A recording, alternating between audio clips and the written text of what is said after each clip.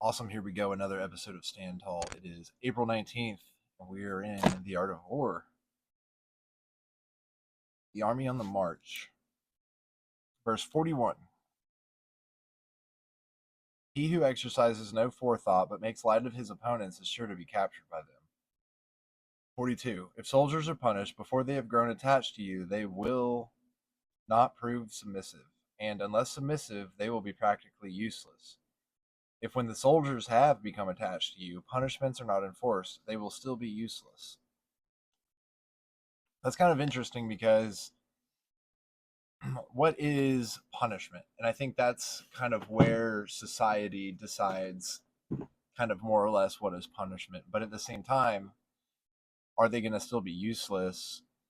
Because what is the job, right? Like what is the culture and what is the expectation? And this is always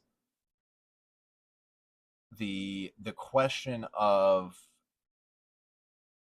a privileged society like that we live in, because like the society that Sun Tzu is talking about is like the soldiers, right, are fighting for the nation and in a very much more violent time, and so the punishments had to be a little bit more enforceable because without it was almost life or death, and the modern day equivalent is like poverty or comfort, right? A livable wage that you earn versus poverty of not having any discipline at all. And so when you are soldiering yourself, are you punishing too much or are you not punishing enough? And I think that is the best introspection that we can take away from that. How much are you punishing, right, your laziness? Are you in control of that? Are you able to catch it and stop it and just get to work to stay alive? Master Sun says, to be violent at first and wind up fearing one's people is the epitome of ineptitude. Oh, okay. That was the other one. That's why I thought it sounded so familiar. Master Sun says, the individualist without strategy who takes opponents lightly will inevitably become captive of others. Dumu says to this, if you have no ulterior scheme and no forethought, but just rely on your individual bravery, flippantly taking opponents lightly and giving no consideration to the situation, you will surely be taken prisoner. Master Sun says, if soldiers are punished before a personal attachment to the leadership is formed, they will not submit. And if they do not submit, they are hard to employ. Wang Chi says, if feelings of appreciation and trust are not established in people's minds from the beginning, they will not form this bond. Okay, so it is important to connect with your people. It's important to be human and connect on a human level. But from what we're soon about to find out the next verse, if punishments are not executed after personal attachment has been established with the soldiers, then they cannot be employed. So as Zhang Yi says, when there are underlying feelings of appreciation and trust, and the hearts of the soldiers are already bonded to the leadership, if punishments are relaxed, the soldiers will become more haughty and impossible to employ. So, I mean, he's even using terms like employee, like to employ, like to use, right? To like send to battle.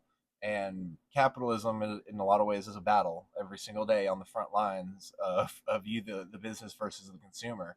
And 99.99998% of the times, right? Like it's a beneficial, mutually beneficial transactional relationship. Both parties are happy with the outcomes. But again, at the same time, you're constantly at war with your emotions. You're constantly at war with like all of the emotional battles day in and day out is what we're learning from the art of war.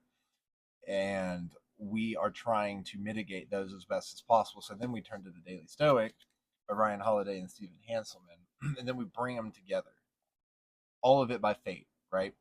We allow the practice of stoicism of not allowing things, we don't know what's in our control, and so like we don't know what the next reading is going to be, but what we do find is in our control is the ability to relate it to whatever's going on in our lives and our practice and whatever we're doing. But April 19th, our sphere of impulses. Epictetus says we must discover the missing art of ascent and pay special attention to the sphere of our impulses, that they are subject to reservation, to the common good, and that they are in proportion to actual worth. Marcus Aurelius, Meditations 11.37. Here we have the emperor, the most powerful man in the world, quoting in his diary the wisdom of a former slave, and from what we know, Marcus might have had direct notes from Epictetus' lectures via one of his former students. That wisdom was ultimately about surrender and serving the common good, about the limits of our power and the importance of checking our impulses, something every person in authority needs to hear.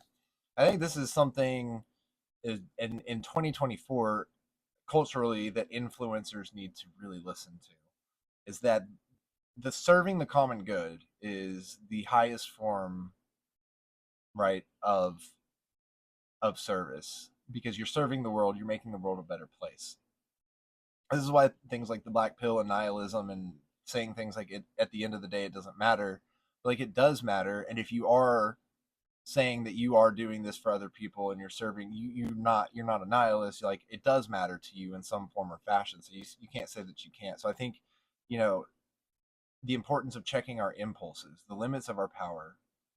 Okay, this is what like every person in authority needs to hear, is what it says.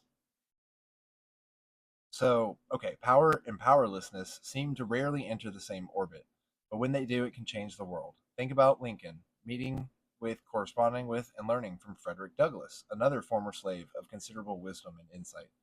We're talking about President Lincoln. In any case, all those men lived by the principles expressed here, that in our lives, whether we're experiencing great power or powerlessness, it's critical to leave room for what may happen and keep the common good and actual worth of things front and center.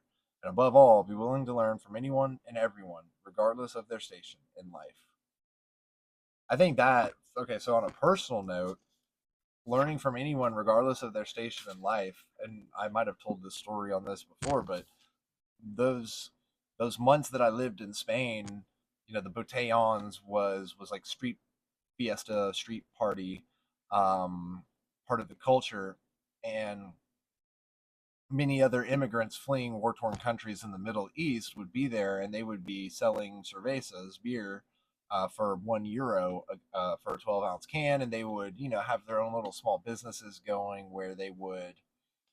The singing cerveza salesman is a blog post I blogged about. Like that, one of them was like he would sing cerveza, you know, and it was a good sales technique. I mean, we bought cervezas from him when we were in college, living over there. But the thing is like these people, these immigrants over there, right? Immigrants from the Middle East to Europe to Spain, they were hustling, right? They were working, they were doing anything they could, and it's just like catching that arbitrage, going to the store, providing a service to the partiers, to the expats, and taking the time to actually talk to them was amazing. Like, and it was just great because it was just a great way to like learn Spanish and practice and just get to know people, and humble yourself in many ways. And so I really enjoyed that, and I think that that's what this is getting at, is that no matter who or what station you are in life, both of these examples, they are talking to and interacting with former slaves of some sort, both in the Roman Empire and in the American Empire, starting out Frederick Douglass, right? Like, so, and so how do we tie this into rushing in versus, yeah, right, like being the epitome of ineptitude versus the next quote around the emotions and the employee of your soldiers, right, and their willingness and the discipline around it. And it's like, you know, do you have the discipline to humble yourself at the end of the day? Like, do you have the discipline to humble yourself and be able to take advice from somebody who is not successful by the same benchmarks and metrics that you are measuring success by, right? And this is also true on the flip side. Just because you're not in Hollywood, right? Like most actors are not that intelligent anyway, and we're putting people on a pedestal just because they can repeat lines and say the same thing over and over again as their job, right? But yet, you know, we care about them in the tabloids and the useless things.